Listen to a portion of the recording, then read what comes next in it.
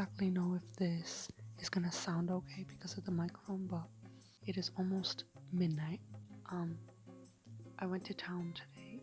Home and like slept for 3 hours. I woke up at 10. I had to shower. I want this video to be like a mini checkup, and hopefully in a few months when I look back at this video, I'll think, hey, Lisa was not in a good mental space. I have been not well in terms of my mental health, and it's both stress and honestly like there are some other aspects that contribute to why I always feel like garbage. My eating habits, like I'm eating garbage. The last time I actually ate vegetables was like a month ago. My diet right now consists of potatoes and bread. Let me tell you, actually, I couldn't sleep, and this was my thought process throughout the night that led to me not sleeping at all that night. So I was reading until 2, and I was like, let's push this until 3. And then it got to 3, and then it got to half 3, and I was like, right, I need to go to sleep. Put my head down for a good 30 minutes.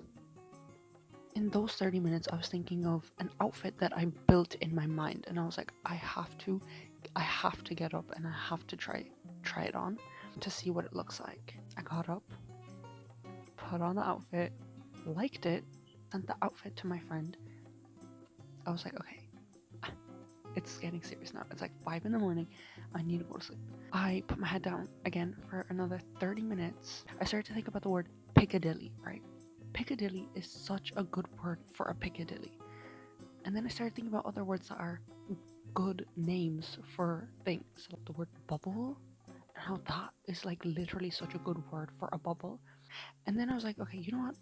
I have an hour and a half before I have to get up to go to school. I read some more, and then I fell asleep for an hour. I got to school and I was running on an hour of sleep. And I feel so bad for my parents. Like, I don't want to worry them at all. I think it's more concerning that I'm trying to keep this in and trying to keep it like low key.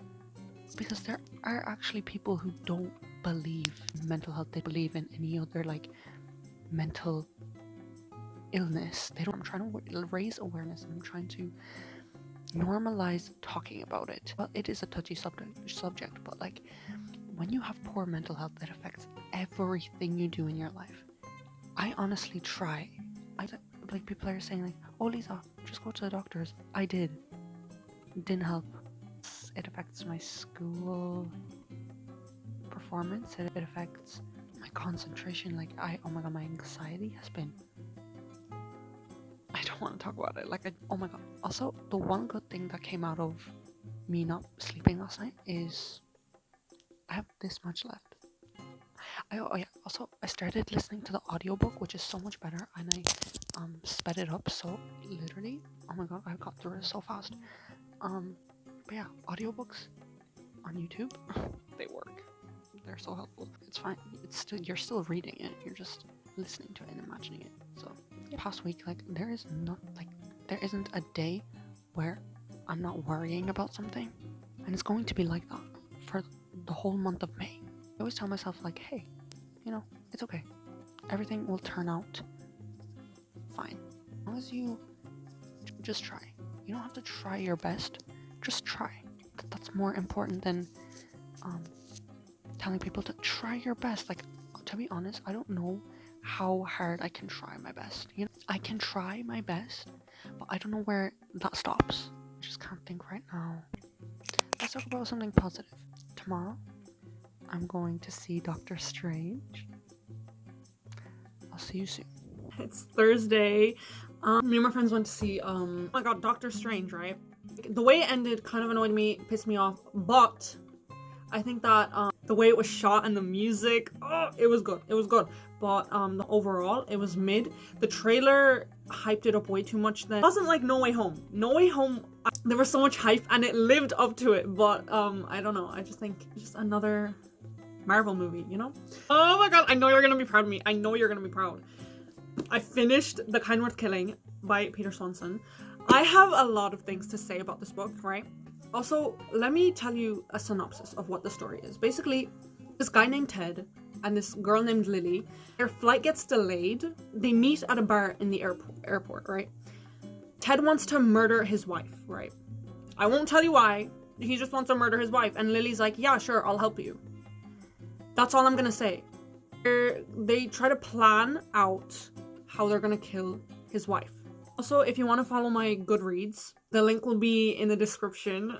That's the first time I ever said anything YouTuber-y. Bit weird saying that, but then wanna go follow me on there. I think you should. Now, let's start with the idea that women are heartless, evil psychos who only marry for rich is such a huge theme that is portrayed throughout the whole book, and it just kind of, we get it. There's been a lot of movies about that, there's been a lot of books about that. We get it. Women are evil and only marry for rich, marry for money, because that's we're heartless, you know?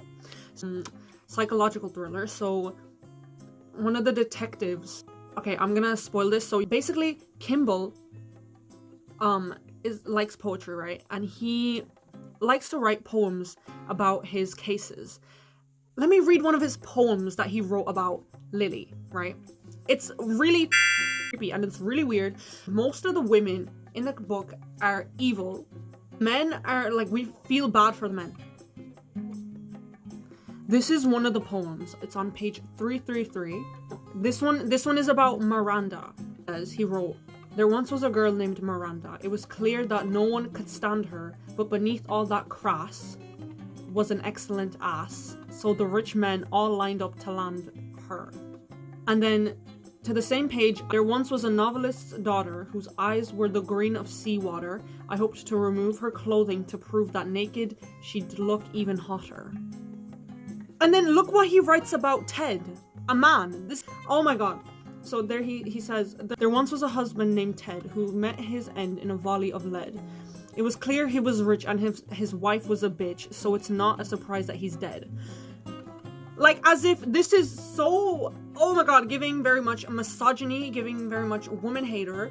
The difference between how he writes his poems about Ted and how he writes poems about Miranda and the other women is giving very much hate women. But at the same time, I feel like it was intentional. I hope it was intentional. Page 398. This is about Lily. There once was a girl with red hair whose bottom I hoped to see bare. The chance this would happen was 1 in a million, but I'd settle for lace underwear. What in the like what in the fuck is that? What is that? Please, that was really creepy. And a detective wrote that. I don't know what to say. Times the book was really repetitive because it is in dual point of view, like different perspectives from the different characters in the book. But when one character would like tell their story, it would go back to a different character telling the same story but in their point of view. Like, it was a bit repetitive and I was like, what is this? I don't want to read the same thing over and over again. And the last thing is that I literally guessed the plot within 50 pages. It's very predictable. The good thing that came out of this book is that the main character, Lily, felt bad for her throughout most of the book. Like, I felt bad for her. I was rooting for her. She's not a morally good, you know, character. 3 out of 5 stars.